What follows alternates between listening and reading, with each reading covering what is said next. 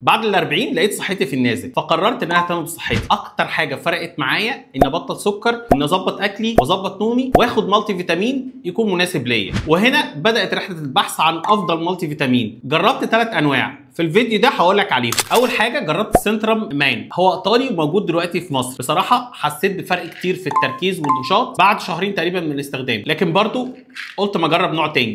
جربت ليميتلس مان ماكس، وبصراحه ما لقيتش فرق كبير بينه وبين السنترم. هو مصري بس ممتاز جدا، بس اللي خلاني اكمل عليه الاربع شهور ان انا لقيت فيه ماده اسمها الليكوبين، دي مضاده للاكسده وممتازه جدا ومفيده جدا للبروستات. قررت اروح الجيم والعب رياضه، لقيت افضل مالتي فيتامين ممكن اخده في حياتي الويل مان. بصراحه اداني طاقه كبيره جدا، ولما سالت ليه لقيت فيه جينسينج وال كارنيتين وال ارجينين وكمان فيتامين بي اعلى من كل اللي فات، وده اللي مكمل عليه الفتره اللي فاتت كلها. وهنا في مصر لما بجيبهم من موقع يور جرين شوب، بيوصلني خلال يومين بالكتير. ولو انت فوق ال 40 زيي قول لي ايه اكتر مالتي فيتامين جربته وفرق معاك في الكومنتات.